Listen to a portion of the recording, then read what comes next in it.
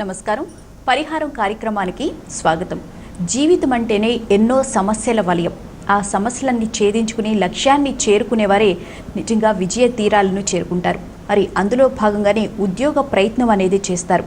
మరి ఉద్యోగం వస్తే కనుక జీవితంలో స్థిరపడిపోయినట్లే అని కూడా భావిస్తారు. ఉద్యోగం రాని వాళ్ళు ఏం చేయాలి, వచ్చిన వాళ్ళు ఉద్యోగం ఉన్నవాళ్ళు ప్రమోషన్ల కోసం ఎలాంటి ఆరాధన చేసుకోవాలి, అలాగే ఉద్యోగ ప్రయత్నం కోసం ప్రయత్నిస్తున్న వాళ్ళు ఏదైనా సాధన చేయాల్సి ఉంటుందా అనే విషయాల గురించి ఈరోజు మనం తెలుసుకుందాం.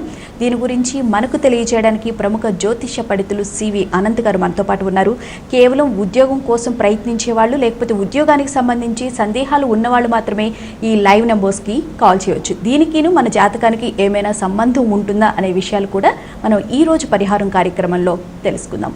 నమస్కారం అండి గురుగారు. నమస్కారం. అసలు మనం చేసే ఉద్యోగ ప్రయత్నానికి కానీ ఉద్యోగానికి కానీ అసలు జాతకానికి ఏమైనా సంబంధం అనేది ఉంటుందంటారా? అసలు వ్యక్తి జీవితంలో ఏ విషయానికైనా సరే జాతకంతో అనుబంధం ఖచ్చితంగా ఉంటుంది. ఆరోగ్యం కానివ్వండి, ధనం కానివ్వండి, ఉద్యోగం కానివ్వండి, అనుబంధాలు కానివ్వండి, ఇలా ఏ విషయమైనా సరే ఉద్యోగం మన జీవితానికి సంబంధించి అది జాతకంతో అనుబంధం అయ్యే ఉంటుంది. ఈ ఉద్యోగాల విషయంలో ముఖ్యంగా చూసుకున్నట్లయితే మనకి జాతకంలో ఒక వరుస క్రమం ఉంది. లగ్నం అంటే తన యొక్క స్వభావాన్ని చెప్పేది, తన సామర్థ్యాన్ని గురించి చెప్పేది. ఇది వ్యక్తి యొక్క జీవనం సాగే విధానాన్ని పరిశీలిస్తే లగ్నం నుంచి ప్రారంభిస్తాడు. అంటే శిశువు పుట్టినప్పటి నుంచి తాను నేర్చుకోవడం, తనకు ప్రాధాన్యాన్ని ఇవ్వడం, చుట్టూ ఉన్న వాళ్ళందరూ తన మీద ఎక్కువగా కాన్సన్ట్రేట్ చేయడం లాగా అక్కడ ప్రారంభం అవుతుంది. తాను అనేవాడు తన ఐడెంటిటీని క్రియేట్ చేసుకోవడానికి ఆ సమయంలో నేర్చుకునే లక్షణాన్ని కలిగి ఉంటాడు. కాబట్టి ఆ లగ్నము చాలా బలమైనది అనమాట. నేను అనేవాడిని నిలబెట్టుకోవడానికి ఉపయోగపడేది. అక్కడి నుంచి చతుర్థ స్థానానికి వస్తాం. చతుర్థం అనేది విద్యకు సంబంధించింది. విద్య అయిన తర్వాత వివాహం సప్తమ స్థానం. సప్తమ స్థానానంతరం దశమం, అది ఉద్యోగానికి సంబంధించింది. కానీ ప్రస్తుత కాలంలో జరుగుతున్న విధానం ఏమిటి అంటే చతుర్థం అయిపోయిన తర్వాత వివాహం విడిచిపెట్టి ఉద్యోగం మీద పడుతున్నారు. దశమ స్థానం మీద ఈ ఉద్యోగంలో బాగా స్థిరపడ్డాక నేను వివాహం చేసుకుంటాను, అప్పుడు నాకు ఒక గుర్తింపు ఉంటుంది కదా అనే ఆలోచన చేస్తున్నాడు. కానీ అక్కడ జరిగే ప్రమాదం ఏమిటి అంటే ఉద్యోగం చేసిన తర్వాత ఓ ఇల్లు కొనుక్కుంటే కానీ నా కాళ్ళ మీద నేను నిలబడ్డాననే నమ్మకం రాదు. అప్పటిదాకా చదువు పూర్తయిన వెంటనే ఒకవేళ ఆర్థిక స్తోమత ఉన్నట్లయితే ఒక 2 సంవత్సరాలు 3 సంవత్సరాలు వేరే వేరే ప్రయోగాలు చేసి ఇలా కుదరదులే ఇంకా ఏదో ఉద్యోగం చేసుకుందాము అనే ఆలోచన ఉండేవాళ్ళు ఉంటారు. అలా కాదు, వ్యాపారం చేస్తాను నేను, వ్యాపారంలో దిగి వ్యాపారం ఒకవేళ మళ్ళీ సరిపడకపోతే మళ్ళీ ఉద్యోగంలోకి వచ్చేవాళ్ళు ఉన్నారు. ఈ 2-3 సంవత్సరం అనేది జీవితం మొత్తంలో ఆ 2-3 ఏళ్ళు అనేవి చాలా కీలకమైనవి. ఒకవేళ తన ఆత్మవిశ్వాసాన్ని ఆ సమయంలో కోల్పోతే ఉద్యోగంలో కూడా తన మనశ్శాంతిగా పని చేయలేడు. ఎందుకు? వ్యాపారం అనేవాడు చేసేవాడు నలుగురిని తన కింద పెట్టుకుని పని చేయించే ప్రయత్నం చేస్తాడు. ఉద్యోగి నలుగురితో కలిసి పని చేయాలి, మరొకరి కింద పని చేయాలి. ఇక్కడ తన యొక్క ఆత్మవిశ్వాసము అది ఎలాగైతే నిలబడిందో ఆ ఒక ఈగో ఏర్పడుతుంది, ఆ ఆత్మవిశ్వాసం ఏర్పడుతుంది. అది ఏర్పడిన దాన్ని నిలబెట్టుకోలేని పరిస్థితి ఉన్నట్లయితే ఉద్యోగానికి వెళ్ళిన తర్వాత కూడా నేను చెయ్యలేకపోయానే అసమర్థత భావన అతన్ని కుంగదీస్తుంది. కాబట్టి ఆ సమయంలో ఏవైతే నష్టపోతున్నామో అది కీలకమైపోతుంది జీవితాంతము కూడా. అంతేకాకుండా 3 సంవత్సరాలు ఉంటే లేదా 2 సంవత్సరాలు పోయినా 1 సంవత్సరం అయినా సరే జీవితంలో చాలా తక్కువ, పర్వాలేదు అని వదిలేసేది కాదండి. మనిషి ఎంతకాలం బతుకుతాడో చెప్పగలరా? లేదు. మరి ఒక రోజు కాదు, 1 గంట వేస్ట్ చేసే అధికారం మనకు ఉంటుందా మన జీవితంలో? అటువంటిది అక్కడ ప్రయోగం చేసి నేను తర్వాత ఏదో చేస్తాను అనుకునే పరిస్థితి అయితే పోనీ ఏదో సాధించాడు అనుకుందాం. సాధించి మంచి ఇల్లు కొనుక్కున్నాడు. ఎవరికి తగినట్టుగా, ఎవరి సంతృప్తికి తగినట్టుగా వాళ్ళు కట్టుకుంటారు. అవునా? కట్టుకున్న దాకా ఉండి వివాహం అయితే ఇల్లు ఎవరి యొక్క ఇష్టాలను బట్టి నిర్మించబడిందండి? అతని ఇష్టాన్ని బట్టి. మరి జీవిత భాగస్వామికి తన యొక్క స్వాతంత్రాన్ని సగం విడిచిపెట్టవలసిన వ్యక్తి తన ఇష్టానుసారం కట్టుకున్న ఇంట్లో తనకి ఇంకా ఏ అవకాశమో లేకుండా తను కట్టేసుకున్న తర్వాత ఆ ఇంట్లోకి తీసుకొచ్చిన తర్వాత మారుస్తాను అంటే ఇతని మనసు ఒప్పుతుందా? ఒప్పదు. ఒకవేళ ఒప్పుకున్నాడే అనుకుందాం, అక్కడ స్వాతంత్రాన్ని విడిచిపెడుతున్నాడు కాబట్టి పర్వాలేదు. కానీ అప్పటిదాకా తను ఏదైతే ఏర్పరచుకున్నాడో దానిలో మార్పులు రావడం వల్ల నష్టపోతున్నాడు కదా, ఏదైతే ఏర్పాటు చేసుకున్నాడో దాన్ని నష్టపోతున్నాడు కదా. అలాగా తన జీవితంలో చేసే ప్రతి పని జాగ్రత్త పడి చేయకుండా, వివాహం చేసుకోకుండా ఉద్యోగానికి వెడితే ఈ అభివృద్ధి విషయంలో కానివ్వండి, సంపాదించిన డబ్బుని వినియోగించడం విషయంలో కానివ్వండి, తనకి అనే దృష్టితో తనకిచ్చే ఇండివిజువాలిటీ, తనకిచ్చే ప్రాధాన్యాన్ని దృష్టిలో పెట్టుకుని వ్యవహరిస్తాడే తప్ప మరొకరికి అందులో పంచాలి అంటే మనసు కష్టపడుతుంది, ఒప్పుకోదు అంత సులువుగా. ఎందుకు తీసుకున్న తర్వాత మాట్లాడదామండి. హలో హలో హలో హలో నమస్తే అండి, మీ పేరు? నా పేరు నవ్య అండి. ఎక్కడి నుంచి కాల్ చేస్తున్నారు? నవ్య గారు, టీవీ చూడకుండా మాట్లాడండి, మీ సమస్య ఏంటో చెప్పండి. నక్షత్రం తెలుసా మీకు? నేను మా తమ్ముడు గురించి కనుక్కుందామని చేశానండి. మా తమ్ముడు పేరు నితిన్, తనకి జ్యేష్ఠ నక్షత్రం.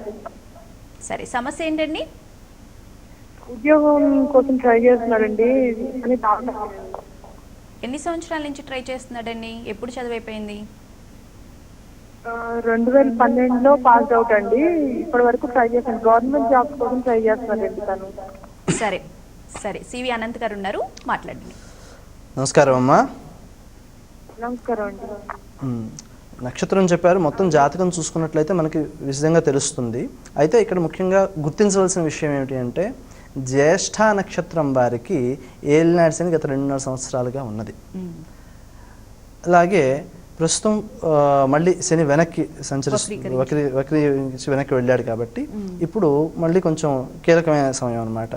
గత 5 సంవత్సరాలుగా నడుస్తున్న ఏలినాటి శని విషయంలో జ్యేష్ఠ నక్షత్రం వారికి 5 సంవత్సరాలుగా ఉంటుంది. ఆ 5 సంవత్సరాల్లోనూ గత 2.5 సంవత్సరాలు అనేది కీలకమైన సమయం అన్నమాట. ఈ 5 సంవత్సరాలు సమయం వృధా అవడం అనేది కనిపిస్తోంది. అయితే ఇక్కడ కావాల్సింది ఏమిటి అంటే, లక్ష్యము ప్రభుత్వోద్యోగము అన్నప్పుడు రవికి సంబంధించింది ప్రభుత్వోద్యోగం. ఈ ప్రభుత్వోద్యోగం తనకు అనుకూలిస్తుందా అనుకూలించదా అనేది ముందు జాతకంలో పరిశీలించుకోవాలి. దానితో పాటుగా శనికి సంబంధించిన దోషం ఉంది కాబట్టి నాకు ఇది కావాలి అనే పట్టుదల కొంచెం విడిచిపెట్టాలి.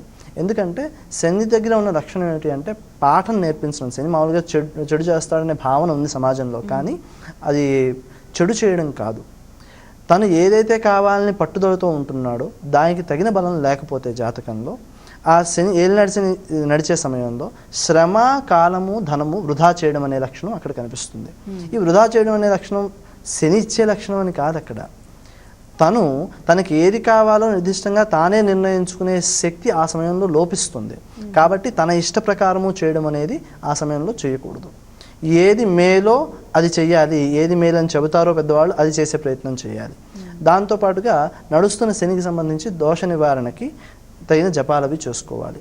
ఈ శనికి సంబంధించిన దోష నివారణలో మనం చెప్పే పరిహారం ఏమిటి అంటే, నల్ల నువ్వులు శివునికి పూజ చేయాలి. ఇది ఒక 1/2 కేజీ లెక్క. 1/2 కేజీ నల్ల నువ్వులు ప్రతిరోజు చేయగలిగితే మంచిది, లేదా కనీసం ప్రతి శనివారం అయినా చేయాలి. శివునికి పూజ చేసి బెల్లం నివేదన చేసి 2 కలిపి ఆవుకు పెట్టేస్తూ ఉండాలి. ఇది ప్రతిరోజు చేసినట్లయితే ఆ వారం అంతా చేసి శనివారం నాడు తీసుకెళ్ళి ఆవుకు పెట్టినా అభ్యంతరం లేదు. ఇది ప్రత్యక్షంగా మనం చేసుకునేది పూజ, అలాగే ఒక క్రియ 2 కలిపి ఉన్న విషయం. మరో విషయం ఏంటి అంటే, ఉద్యోగ విషయంలో ప్రత్యేకించి ఇక్కడ శనికి సంబంధించిన దోష నివారణ చెబుతున్నాం. ఉద్యోగ విషయంలో జపము ఉంది, దానము ఉంది. ఈ దాన సంబంధమైన విషయంలో చెప్పుకోవాల్సి వస్తే, మనము మనిషికి దానం చేయాలి అంటే అర్హతలు చెప్పారు ధర్మశాస్త్రంలో. అవి సాధ్యపడే విషయాలు చాలా కొన్ని సందర్భాల్లోనే వస్తాయి. కాబట్టి పశువుకి అంటే ఆవుకు పెట్టడము, లేదా పక్షులకి, పశుపక్షాదులను మనం పోషించాలంటాం కదా, అలాగే పక్షులకి దానా వేయడము, చీమలకి తేనె వేయడం, పంచదార కూడా వేస్తూ ఉంటారు. మారేడు ఆకులో తేనె వేసి చీమలకు పెట్టడం, లేదా పంచదార వేసి లేదా బెల్లం పెట్టి చీమలకు పెడుతూ ఉంటే అది కూడా మనకి ఉద్యోగ సంబంధమైన విషయంలో అనుకూలతను తీసుకొస్తుంది. ఎందుకండి దానికి దీనికి సంబంధం ఏమిటి అసలు అంటే, ఏ మనిషి కష్టపడినా భుక్తి కోసమే కదా. ఆ భుక్తి అనేదాన్ని అందిస్తున్నందువలన ఆ భుక్తి మనకు కూడా లభిస్తుంది అనేది వెనకాల ఉన్న సూక్ష్మం అన్నమాట. ఈ భుక్తి లభించడం కోసం మనం ఏదైతే ప్రయత్నం చేస్తున్నామో జాగ్రత్తగా ఆలోచిస్తే, దశమ స్థానం ఉద్యోగ స్థానం అని చెప్పుకున్నాం కదా. అక్కడ తన యొక్క శ్రమ, తనకు పొందే గౌరవము, గుర్తింపు ఇవన్నీ కూడా దశమంలో ఉంటాయి. దశమం చాలా బలంగా ఉందండి, చాలా బిందువులు ఉన్నాయి, కానీ లాభస్థానంలో బలం లేదు. అంటే మనం ఎంత కష్టపడినా తగిన ఫలితం రాదు. అలాగే ఖర్చు చాలా ఎక్కువగా ఉంది. ఖర్చు ఎక్కువగా ఉంటే తగిన ఆదాయం లేకుండా ఖర్చు ఎక్కువ ఉంటే అప్పు చేసి మరీ ఖర్చు పెట్టవలసిన పరిస్థితి. ఇటువంటి స్థితిలో జపాలవి ఎక్కువగా చేసుకుంటూ ఆ స్థితిని బ్యాలెన్స్ చేసుకోవడానికి ప్రయత్నం చేయాలి. ఏ దశలో అయితే ఈ పరిస్థితి ఉందో ఆ దశలో ఆ ప్రయత్నం అనేది అంత ఉత్తమం కాదు. శ్రమ ఎక్కువగా ఉంటే అనుభవాన్ని పెంచుకోవడం కోసం ఉద్యోగం చేయాలి. ఏదో సాధించడం కోసం చేద్దాం అనుకుంటే సాధించడానికి అవకాశం కల్పించదు అక్కడ. ఆ కల్పించబడకపోతే శ్రమ పడ్డమే మిగులుతోంది, లాభం రావట్లేదు, ప్రయోజనం సిద్ధించట్లేదు అని మళ్ళీ డేలా పడతాడు మనిషి. కాబట్టి శ్రమ ఎక్కువగా ఉంది, ప్రయోజనం తక్కువగా ఉంది అన్న సమయంలో అనుభవాన్ని పెంచుకోవడానికి ప్రయత్నం చేయాలి. అలా చేస్తే ఆ అనుభవం తర్వాత ఉపయోగపడుతుంది.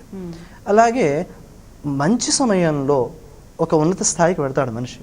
తర్వాత వచ్చే దశలో అదే బలం తగ్గిందనుకోండి, ఆ స్థాయిని నిలబెట్టుకోవడం కూడా కష్టమవుతుంది. ఇది ఎంత సులువుగా అర్థం చేసుకోవచ్చు అంటే, నేను ఒక రాయిని పైకి ఎత్తట్టు పెట్టాను 2 చేతులతోనూ. అట్టే పెట్టి ఒక చేయి తీసేశాను. ఈ చేతితో ఎంతసేపు దాన్ని ఆపగలుగుతాను? 2 చేతులు ఉన్నప్పుడు సపోర్ట్ ఉంది. ఈ 2 చేతుల్లో ఒకటేమో లౌకిక ప్రయత్నము, ఇంకొకటి ఆధ్యాత్మిక ప్రయత్నం. ఈ ఆధ్యాత్మిక ప్రయత్నం అనేది పూర్వపుణ్యం అనుకోండి, అది కాపాడుతూ ఉంటుంది, ఖర్చు అయిపోతూ ఉంటుంది. అది పూర్తిగా ఖర్చు అయిపోతే సమస్య వచ్చినప్పుడు మళ్ళీ బలం వెనకాల ఉండదు. కాబట్టి అటు ఆధ్యాత్మిక ప్రయత్నము చేయాలి, దాంతోపాటు లౌకిక ప్రయత్నం కూడా కావాలి. 2 సమానంగా ఉన్నప్పుడే ఉన్నది సంతృప్తికరంగా ఉంటుంది. లేకపోతే దాని తర్వాత నిలబెట్టుకోవడం కష్టం అవుతుంది. దశలో ఎప్పుడైతే బలం తగ్గుతోందో ఆ తగ్గినప్పుడు ఈ ప్రయత్నం ఎక్కువ చేయవలసి వస్తుంది. ఎందుకంటే ఈ చేతికి బలం తగ్గింది కాబట్టి. ఎందుకు అంత జాగ్రత్త తీసుకోవాలి అంటే, నాకు దశ బాగుండని సమయంలో ఈ చెయ్యి విరిగిందండి. విరిగితే మళ్ళీ దశ బాగుండే సమయానికి మళ్ళీ అతకబడింది. దాన్ని ఏదో ఆపరేట్ చేశారు, మొత్తం మీద అతకబడింది. అతకబడిన తర్వాత ఇంతకుముందు ఏదైతే బలాన్ని కలిగి ఉందో అంత బలం మళ్ళీ ఉంటుందా? దీనికి ఉండదు. డాక్టర్లు చెప్పేస్తారు, ఇంత బరువు కంటే మీరు పోయకూడదు జీవితంలో ఇంకెప్పుడు అని చెప్పేస్తారు. అంటే ఏమైపోయింది? దశ బాగుండని సమయంలో జాగ్రత్త తీసుకోకపోతే, దెబ్బ గట్టిగా తగిలితే, తన ఆత్మవిశ్వాసాన్ని కోల్పోతే మళ్ళీ నిలబడడం కష్టం. కాబట్టి వస్తోంది కదా అని సంపాదించేయకూడదు. అలాగే ఉద్యోగం అనేది దశమస్థానం, లాభస్థానం ఆర్థిక ప్రయోజనం అని చెప్పి అనుకున్నాము. కానీ లాభాన్ని మరో కోణంలో చూడవలసి వస్తే, లాభస్థానం అనేది నాకు ఏది కావాలో నా జీవితంలో నేను సమకూర్చుకోగలుగుతున్నానా లేదా వస్తు రూపంలో. ఎందుకంటే డబ్బు వస్తుంది పోతుంది, కానీ నా వచ్చిన డబ్బుని నేను నాకు కావాల్సిన వాటికి వినియోగించగలుగుతున్నానా లేదా అనేది లాభం. లేకపోతే ఎంత డబ్బు వచ్చినా ప్రయోజనం లేదు. ఎందుకు? ₹1 కోటి సంపాదించాడండి, ఏ ట్యాక్సో కట్టాల్సి వస్తుందని లోపల ఎక్కడో పెట్టుకున్నాడు, అనుభవం లేదు, దానివల్ల మార్పు లేదు వస్తువుకి అన్నప్పుడు ఏమైపోయింది? తన యొక్క సామర్థ్యాన్ని తాను దుర్వినియోగం చేసుకున్నట్టు అయింది, సద్వినియోగం కాల. కాబట్టి వస్తు రూపంలో తనకి తన జీవితంలో భోగానుభవానికి ఉపయోగపడేదైతేనే అది నిజమైన లాభము, లేకపోతే అది లాభం కాదు. సరే, ఒక కాల్ తీసుకుందామండి. హలో హలో హలో హలో నమస్తే అండి. హలో, నమస్తే అండి. మీ పేరు? ఇందిరా. ఎక్కడి నుంచి కాల్ చేస్తున్నారండి? గుంటూరు నుంచి అండి. సరే, అనంత్ గారు ఉన్నారు, మాట్లాడండి. మీ సమస్య ఏంటో చెప్పండి. గురుగారు నమస్తే అండి. నమస్కారం అమ్మా. మా బాబుది జ్యేష్ఠ నక్షత్రం 2వ పాదం అండి. 22/89 సంవత్సరం పుట్టాడు. జ్యేష్ఠ నక్షత్రం. సమస్య ఏమిటో చెప్పండి అమ్మా. 2 సార్లు ప్రమోషన్ వచ్చింది కానీ శాలరీ పెరగట్లేదండి. దేనినప్పుడు ఎంతలో ఉన్నాడు అంతలోనే ఉన్నాడు. బాగుందమ్మా. ఇక్కడ ఇంతకుముందు మనం చెప్పుకున్నాం, ఉద్యోగంలో అభివృద్ధి గుర్తింపు ఉన్నా తగిన ప్రయోజనం లేకపోవడము అనేది అక్కడ కనిపిస్తోంది. అంటే తన అనుభవం కోసం తాను ప్రయత్నం చేయడం అనేది చాలా అవసరం. ఇక్కడ ముఖ్యంగా మీరు అబ్బాయి చేసుకోవాల్సిన జపం ఉంటుందమ్మా, అది చెబుతాను. శ్రీ రాజమాతంగ్యై నమః అనే మంత్రాన్ని మానకుండా ప్రతిరోజు కనీసం ఒక 3 గంటల సేపు ఒక చోట కూర్చొని చేయాలని నియమం లేదు, చేస్తే మంచిది. అలా చేసుకున్నట్లయితే ఉద్యోగ విషయంలో అభివృద్ధితో పాటు ఆర్థిక ప్రయోజనం కూడా సిద్ధిస్తుంది. ఎందుకంటే ఉద్యోగంలో ఉన్నత స్థాయిలో ఉన్న ఆర్థిక ప్రయోజనం సరిగా లేకపోతే అది అగౌరవంగానే భావన చేస్తారు ఎవరైనా సరే. కాబట్టి ఇంకా స్పష్టంగా చూడవలసి వస్తే, ఒక కంపెనీలో 5-6 సంవత్సరాలు పూర్తిగా కేటాయించి అదే కంపెనీలో మారకుండా ఉన్నాడు ఒక వ్యక్తి. మారకుండా ఉన్నందువలన ఇంకో కంపెనీకి తర్వాత 5-6 సంవత్సరాల తర్వాత అప్లై చేసినప్పుడు సహజంగా 5-6 సంవత్సరాల అనుభవం ఉన్న వ్యక్తికి రావాల్సిన జీతం ఆ కంపెనీలో వాళ్ళు ఇవ్వరు, ఖచ్చితంగా ఇవ్వరు. కంపెనీ మారినప్పుడే ఆ అవకాశం వస్తుంది. అలాగే ఉన్నప్పుడు 2 రకాలుగా ఆలోచిస్తారు. ఏమిటి అంటే, ఒకటి అతనికి తగిన సామర్థ్యం లేదు అనైనా ఆలోచిస్తారు, లేదా ఆర్థిక ప్రయోజనం తక్కువగా ఉన్నా అతను మనతో పాటు ఉంటున్నాడు కదా అని వదిలేస్తారు. ఇతను జాబ్ సెక్యూరిటీ అనే దృష్టితో ఉండిపోయే అవకాశము ఉంది. అలా ఉండే సందర్భాల్లో ఇప్పుడు ప్రమోషన్లు వస్తున్నాయని చెప్పారు చూడండి, ఆర్థిక ప్రయోజనమైనా ఇవ్వాలి, ప్రమోషన్ అయినా ఇవ్వాలి అనే దృష్టితో ఆ కంపెనీలో ఉండాలంటే ఖచ్చితంగా ఈ రెండింటిలో ఏదో ఒకటి ఇవ్వాలి. కాబట్టి ఆర్థిక ప్రయోజనాన్ని ఇవ్వకుండా ఉన్నత పదవి ఇస్తున్నాను అనుకోండి, అదో సంతృప్తిని ఇస్తుంది కదా అని కొనసాగుతారు. ఇలా ఉన్న సందర్భంలో ఏమవుతుంది, ఆర్థిక ప్రయోజనం తక్కువ ఉన్నందువలన కొంతకాలం అయ్యేటప్పటికి పూర్తిగా సంతృప్తి లోపించేస్తుంది. ఆ లోపించి అప్పుడు మారదాం అనుకున్నప్పుడు ఇంకో కంపెనీ వాడు అడుగుతాడు, నీ సామర్థ్యం బాగాలేదా అంటే, మరి ప్రమోషన్ ఇచ్చారు కదా, రిటైన్ చేసుకోవడానికి పని చేస్తున్నాడు కాబట్టి రిటైన్ చేసుకోవడానికి ఇచ్చారు, బాగానే ఉంది. అప్పుడు అప్పటి వరకు ఏదైతే జీతం ఉందో దాన్ని బట్టే పెంచుతామంటారే తప్ప ఇక్కడ వచ్చే పదవిని అనుసరించి ఆ పదవికి నిర్దిష్టంగా చెప్పబడిన జీతాన్ని అనుసరించి పెంచడం జరగదు. అంటే ఏమైపోయింది, అక్కడ ఉన్నా ఇక్కడ ఉన్నా కంపెనీ దగ్గర కాదు సమస్య, తన జాతకంలో సమస్య, తగిన ఆర్థిక ప్రయోజనాలు సిద్ధించకపోవడము అనేది కనిపిస్తుంది. మరో కోణంలో ఆలోచించుకున్నట్లయితే అష్టమ స్థానాన్ని ఆకస్మిక లాభాలు ఆకస్మిక నష్టాలు అనే అంశంలో పరిశీలించడం జరుగుతుంది. నాకు చాలా ఖర్చులు ఉన్నాయి, చాలా ఎక్కువైపోతున్నాయి, రాబడి సరిగ్గా లేదు. అప్పుడు ఏం చేస్తాను, ఆ ఉద్యోగంలో డబ్బైనా ఎక్కువ సంపాదించాలి, ప్రమోషన్లో లాభమైనా రావాలి, లేదా అనుబంధంగా ఇంకో ఉద్యోగం అయినా చేయాలి, లేదా ఇంకో వ్యాపారం అయినా చేయాలి అనే దృష్టికి వెళుతుంది. కానీ జాతకంలో అష్టమ స్థానం బలంగా లేదు, నష్టపోతున్న సమయంలో వ్యాపారంలో పెట్టుబడి పోతే అక్కడ నష్టపోతాడు. కాబట్టి కావాల్సింది అది కాదు. అక్కడ బలం ఏదైతే లోపిస్తోందో జాతకంలో ఆ బలాన్ని పెంచుకునే ప్రయత్నం చేయడం అనేది చాలా ఖచ్చితంగా అవసరమైన విషయం. ఇక్కడ మనకి సుందరకాండ పారాయణ చేయమనేది ఒక విధానం ఉంది. ఈ ఉద్యోగ ప్రాప్తి, ఉద్యోగంలో ఉన్నత స్థానానికి వెళ్ళడము, అలాగే తగినట్టుగా బదిలీలు, ప్రమోషన్లు, ఇంకోటి రావడము, తగిన గౌరవపూర్వకమైన ఆర్థిక ప్రయోజనము దొరకడము, ఇటువంటి వాటికి ఇందాక చెప్పిన శ్రీ రాజమాతంగే నమః అనే మంత్రం ఉంది. అలవాటు ఉన్నవారు, చేసుకోగలిగిన వారు సుందరకాండ పారాయణ చేయడం వలన కూడా ఈ ఉద్యోగ సంబంధమైన విషయంలో చాలా చక్కని ఫలితాలు ఇస్తుంది. ఉపదేశం ఉండాలంటారు దానికి, కాబట్టి తీసుకుని చేసుకోవాల్సి ఉంటుంది. హలో, నమస్తే అండి, మీ పేరు? కొంచెం గట్టిగా మాట్లాడరా? శ్రీనివాసరావు అండి, మా బాబు గురించి అండి. సరే, మీ బాబు పేరు, ఎక్కడి నుంచి కాల్ చేస్తున్నారు? పాప పేరు సాయి గీత అండి, మేము ఖమ్మం నుంచి. సరే, అనంత్ గారు ఉన్నారు, మాట్లాడండి. సివి అనంత్ గారు. నమస్కారం అండి. నమస్కారం అండి. మా పాపదండి బీటెక్ అయిపోయిందండి. 20 ఆగస్టు 1995 అండి. నక్షత్రము. సమస్య ఏమిటో చెప్పండి. ఏమండి సమస్య చెప్పండి. పాపకి ఇంటర్వ్యూస్ అంటే అన్ని ఇంట్లో త్రూ అవుతుంది, లాస్ట్ వరకు వెళ్ళే వరకు ఫైనల్లో డ్రాప్ అవుతుందండి. ఇంటర్వ్యూస్ అన్ని జరిగింది. నక్షత్రం ఏమిటన్నారు? మృగశిర అండి. మృగశిర. సరే, ఇక్కడ మనం జాగ్రత్తగా గమనించవలసింది ఏమిటంటేనండి, ఉద్యోగం విషయంలో ఇంటర్వ్యూలకు అటెండ్ అయ్యేటప్పుడు ముఖ్యంగా కావాల్సింది ఏమిటి అంటే, వ్యక్తిని చూడగానే అనుకూల భావన కావాలి. ఉద్యోగాల్లో కొంతమంది యాటిట్యూడ్ అంటారు, కొంతమంది ఏమో నాలెడ్జ్ ఉండాలంటారు, ఇంకో ఆ బెంచ్ మార్క్స్ మనకి తెలియవు అటెండ్ అయ్యే టైంకి. అయితే కొంతమంది ఏమో ఆర్థికంగా వాళ్ళకి ఎంత ఇవ్వాలి అనే దాన్ని బట్టి కూడా నిర్ణయం తీసుకుంటూ ఉంటారు. ఇవన్నీ బయటికి చెప్పే విషయాలు కావు. మరి కొంతమంది ఇలా ఇంటర్వ్యూలు చేసి కాదనుకుని ఇంకోళ్ళని చూసి ఇలాంటి పరిస్థితుల్లో మనం దానివల్ల ఇబ్బంది పడుతుంటే అక్కడ మనం గుర్తించవలసింది ఏమిటి అంటే, విజయశక్తి తక్కువగా ఉండడము, అలాగే సహకార స్థానంలో బలం తక్కువగా ఉండడం. ఇప్పుడు కొంతమందిని చూస్తే పెట్టబుద్ధి వస్తుంది, కొంతమందిని చూస్తే మొట్ట బుద్ధి వస్తుంది అంటారు చూడండి. అలాగా ఆలోచించాలి ఇక్కడ. అంటే మనల్ని చూస్తే మనకి వాళ్ళకి ఇవ్వాలనిపిస్తోందా లేదా, మనం చేసే ప్రయత్నాలు అన్నింటిలో. పేరు? ఎక్కడి నుంచి కాల్ చేస్తున్నారు? హలో, నమస్తే అండి, మీ పేరు? అవినాష్ గురించి. సరే, సివి అనంత్ గారు ఉన్నారు, మాట్లాడండి. నమస్కారం అమ్మా. నమస్కారం అండి. చెప్పండి అమ్మా. అదే మా బాబు ఉద్యోగం గురించి అడుగుతామనండి. మీ అబ్బాయి నక్షత్రం? ఉత్తరా నక్షత్రం అండి, ఉత్తర పలుకుని.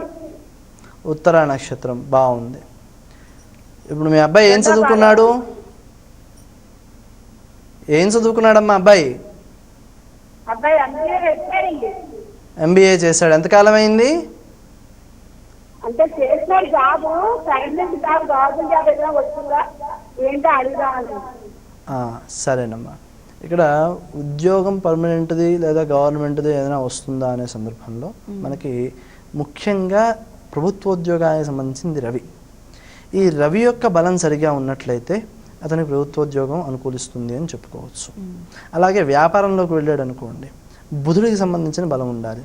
దానితో పాటుగా ప్రస్తుతం నడుస్తున్న దశల యొక్క ప్రభావం ఖచ్చితంగా ఉంటుంది.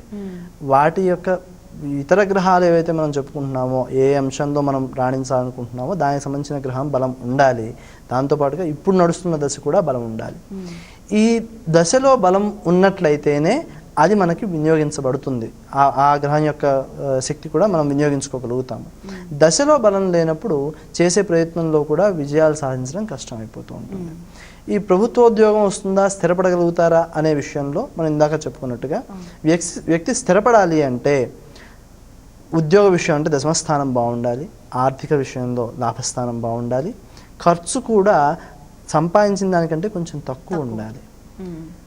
మీకు ఉద్యోగం అంటే మనం ఏదో బయట చేస్తున్న ఉద్యోగాలు అవే ఉద్యోగాలు కాదండి. సినిమా యాక్టర్లు చేసేవి కూడా ఉద్యోగాలే. కాకపోతే వాళ్ళకి అంత ఎక్కువ ప్రయోజనాలు ఎందుకు సిద్ధిస్తున్నాయి, అందులో ప్రయోజనాలు సిద్ధించిన వాళ్ళు కూడా ఉన్నారు. సిద్ధించడానికి సిద్ధించకపోవడానికి ఆ తేడా ఏమిటి అంటే, మనం ఇందాక అనుకున్నాము ఉద్యోగము సద్యోగము అనే మాట. ఆ ఉద్యోగం సద్యోగంలో ఉద్యోగం అంటే చేసే పని, మరి సద్యోగం అంటే ఏమిటండి? సత్ యోగము. మంచి యోగము లేనప్పుడు చేసే ఉద్యోగము కూడా యోగించదు. అందుకే పెద్దవాళ్ళు అయినా గమ్మున మాట అనా అనుకున్నప్పుడు ఉద్యోగం సద్యోగం లేదేమిట్రా అంటారు. అంటే ఏమిటి? వాడికి మంచి యోగం లేదు కాబట్టి మంచి బుద్ధి పుట్టట్లేదు, ఏదో ఒక పని చేద్దాము, సమయం వృధా చేయొద్దు అనే దృష్టి పుట్టట్లేదు కాబట్టి ఆ మాట అంటూ ఉంటారు అన్నమాట. అందుచేత మనకి అటువంటి గ్రహాలు యోగించడం, చాలా యోగాలు చెబుతుంటారు, మహారాజ యోగని ఇంకోటిని చెబుతూ ఉంటారు. అన్ని యోగాలు మనకి అనుకూలించేస్తాయి అనుకోవడం పొరపాటు. గురుడు చాలా బాగుంటాడు కదండి, నాకు చాలామంది చెప్పారండి, లేదా శని చాలా మంచివాడు కదండి, అందరికీ కేర్ చేస్తా, నాకు మేలు చేస్తాట కదండి అంటూ ఉంటారు. నిజానికి గ్రహము రాశి చక్రంలోనో ఇంకో చోట బలాన్ని పొంది ఉన్నా మనకి ఇతరత్ర ఆ దశ రావడము, ఆ దశలో కావలసిన బలాలు ఉండడము అనేది కూడా చాలా ముఖ్యమవుతుంది. ఒకవేళ గ్రహం బాగుండి కూడా ప్రత్యేకించి ఆ అంశంలో బలాన్ని తక్కువ ఇచ్చినట్లయితే వాడు మంచిగా యోగించాలి అంటే ఉద్యోగం విషయంలో బాగుంది, ఏ వైవాహిక జీవితం విషయంలోనో బలం లేదనుకోండి, అక్కడే సామాజిక సంబంధాలు కూడా ఉన్నాయి కదా, పై అధికారిని అందరూ తిట్టుకుంటూ ఉంటారు కదండి, అటువంటి వాళ్ళ కోవలోకి వస్తాడు వీడు. అంటే సామాజిక సంబంధాలని జాగ్రత్తగా కాపాడుకోలేని పరిస్థితి.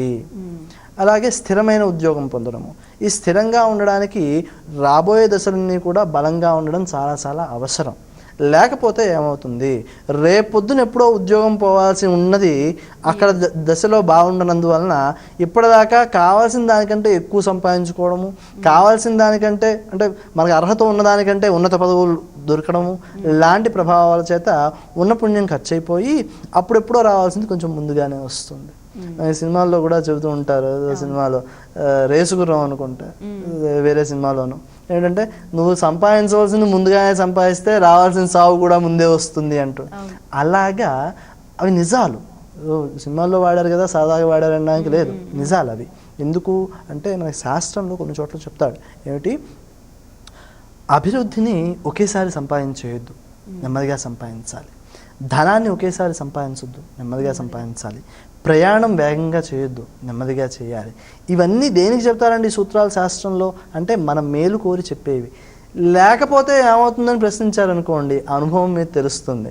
ఆ అనుభవాన్ని చెప్పడానికి మళ్ళీ ఆ వ్యక్తి ఉండొచ్చు, ఉండకపోవచ్చు. కాబట్టి మన అనుభవాలనే మనం స్వీకరిస్తాము. ఎదుటి వాళ్ళ అనుభవాలు వాళ్ళ అసమర్థత వలన వచ్చాయో సమర్థత వలన వచ్చాయో అవి మనకి అప్లికబుల్ కావు, మనకి వర్తించేవి కావు అని వాటిని కొట్టిపరేయడానికి లేదు. ఎందుకు ఆ అనుభవాన్ని సంపాదించడానికి కావలసిన వయసు నేను దుర్వినియోగం చేసుకుంటే ఇప్పుడు ఆ అనుభవం సంపాదించేటప్పటికి వయసు మిగలదు. ఆ వయసు సంపాదించిన అనుభవాన్ని మనం స్వీకరించడానికి సిద్ధపడితే 100 మంది అనుభవాలు మనం నిలబెట్టుకోవడానికి ఉపయోగపడతాయి.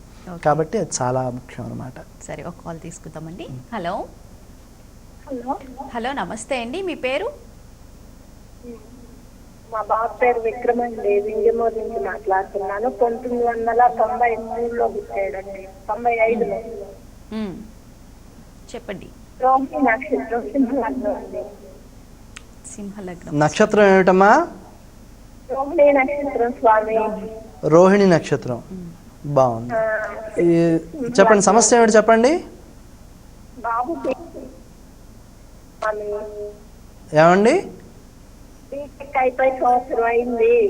బీటెక్ అయిపోయి సంవత్సరం అయింది.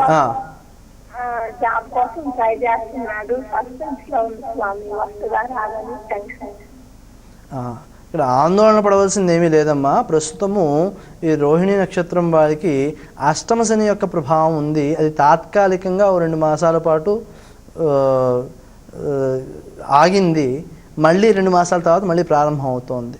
కాబట్టి ఇక్కడ ఆర్థిక నష్టము అనే దాన్ని అర్థం చేసుకోవాలి.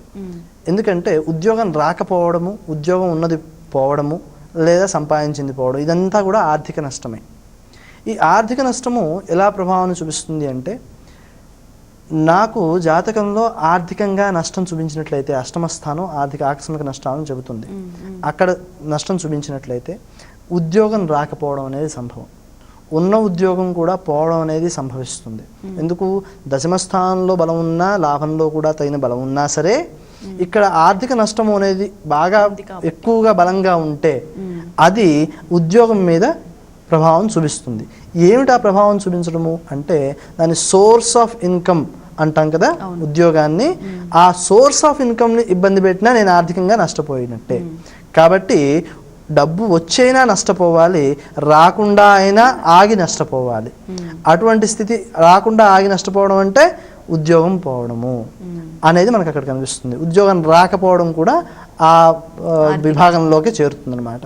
కాబట్టి ఆర్థిక నష్టము ఉన్న సమయంలో జపం చాలా ఎక్కువ చేసుకోవాలి. ఎందుకు అంటే, అటు ఆర్థికంగా నష్టపోకూడదు, ఇటు ఉద్యోగపరంగా కూడా నష్టపోకూడదు. మరో కోణంలో ఆలోచిస్తే, షష్ఠభావంలో బలం తక్కువగా ఉన్నప్పుడు, 6వ స్థానంలో బలం తక్కువగా ఉన్నప్పుడు శత్రువులు పెరుగుతారు. ఆ శత్రువులు పెరిగిన సమయంలో అష్టమంలో కూడా బలం తగ్గింది అనుకోండి, ఏమవుతుంది? ఉదాహరణకు బ్యాంకు ఉద్యోగాలు తీసుకోండి. అందులో చాలా సందర్భాల్లో చాలా కేసులు నడుస్తున్నాయి ఇప్పటికీ కోర్టులలో.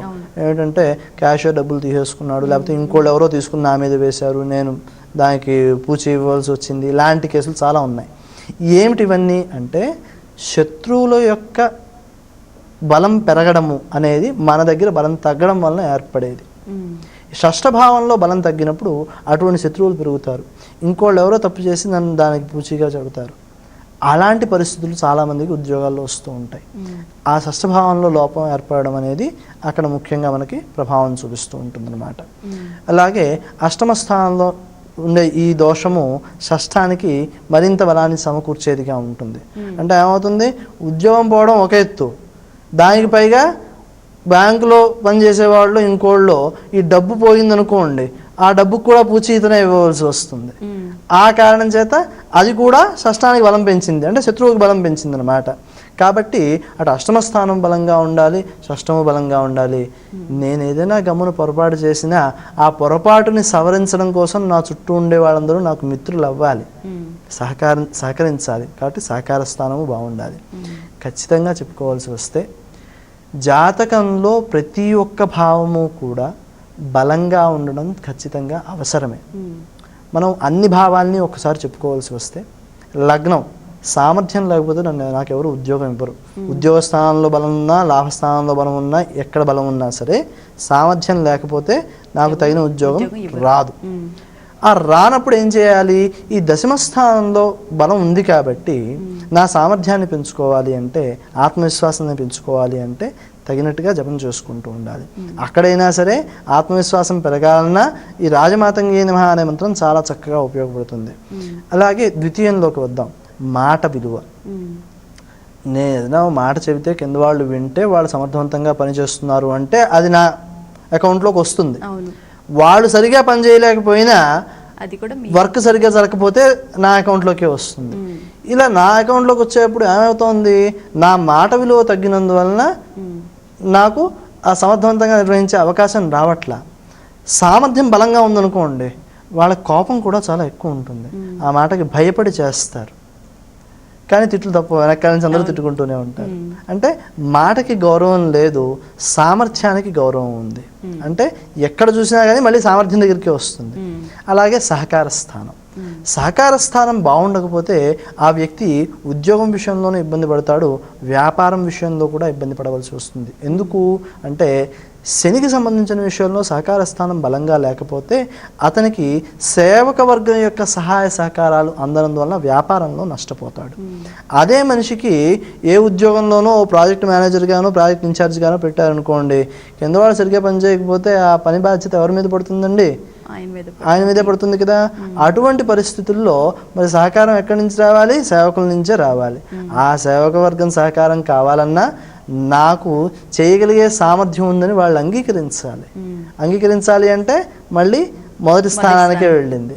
ఇలాగా ఏ స్థానం తీసుకున్నా, విద్య తీసుకోండి, ఆలోచన, ప్లానింగ్, సరైన సమయానికి నిర్ణయం తీసుకోగలగడము, ఇలాగా అన్ని విషయాల్ని కూడా మనం క్రోడీకరించుకున్నట్లయితేనే ఒక సంపూర్ణమైన పరిపూర్ణమైన సామర్థ్యంతో పని చేయగలగడం అనేది సాధ్యపడుతుంది. అలాగే చివరిగా ఇందాక మీరు చెప్పారు సుందరకాండ పారాయణ చేస్తే చాలా మంచిది అని చెప్పి, దాన్ని ఏ విధంగా చేయాలి అని చెప్పి ఒక్క 2 మాటల్లో చెప్పగలరు? మనకి సుందరకాండ పారాయణ అనే దాంట్లో కొన్ని విధానాలు ఉన్నాయి. రోజుకు 1 సర్గ పూర్తి చేసుకోవడము, 9 సర్గలు పూర్తి చేసుకోవడం, 3 సర్గలు, ఇలాగా ఆ విధానం చెప్పబడి ఉంది. పారాయణ విధానం దగ్గర మనకు ముందర చెప్పబడి ఉంటుంది. అయితే అన్ని విధానాల్లోనూ మనకి ఉత్తమంగా చేయగలగడానికి ఉపయోగపడేది ఏమిటంటే రోజుకి 1 సర్గ పూర్తి చేసుకోవడము అనేది చాలా చక్కగా ఉపయోగపడుతుంది. అలాగే రామరాజ్యం కోసం కనుక రోజు పారాయణ చేసినట్లయితే, పట్టాభిషేకం భాగం మాత్రమే పారాయణ చేస్తే అది కూడా ఉద్యోగంలో ఉన్నత శిఖరాలని అధిష్ఠించడానికి చాలా చక్కగా ఉపయోగపడుతుంది. పట్టాభిషేకం ఒక్కటి, ఆ సర్గ ఒకటి చేస్తాను. ఈ రాజమాతంగి అనే మంత్రం చేయడము చాలా విశేషంగా పనిచేస్తుంది. పశుపక్షాదులకి ఈ దానా వేయడము లాంటివి కూడా చాలా చక్కగా ఉపయోగపడతాయి. ఈ కార్యక్రమాలన్నీ చేసినందువలన వచ్చే ప్రయోజనం మనకి అనుభవపూర్వకమైన ఆనందదాయకమైన ఉద్యోగం సంపాదించడానికి ఉపయోగపడుతుంది, మూలం అవుతుందన్నమాట. సరేనండి, మనకి సమయాభావం వల్ల ఈ కార్యక్రమాన్ని ముగించాల్సి వస్తుంది. అసలు ఏ స్థానాలు ఎట్లా ఉంటే మనకి ఉద్యోగం అనేది చాలా స్ట్రాంగ్గా ఉంటుందనే విషయాల గురించి చాలా చక్కగా వివరించారండి. స్టూడియోకి వచ్చినందుకు ధన్యవాదాలు. నమస్కారం. నమస్కారం. చూశారు కదా, ఈరోజు పరిహారం కార్యక్రమంలో ఏ స్థానంలో ఉద్యోగానికి సంబంధించి ఏ స్థానం బలంగా ఉంటే దాంట్లో మనం రాణించగలము అనే విషయం గురించి తెలుసుకుందాం. ఇది వాళ్ళ పరిహారం కార్యక్రమం. రేపటి పరిహారం కార్యక్రమంలో వ్యాపారానికి మీకు ఎలాంటి ఇబ్బందులు ఉన్నా వాటి గురించి తెలియజేయడానికి సివిపి సుబ్రహ్మణ్యం గారు లైవ్కి వస్తారు.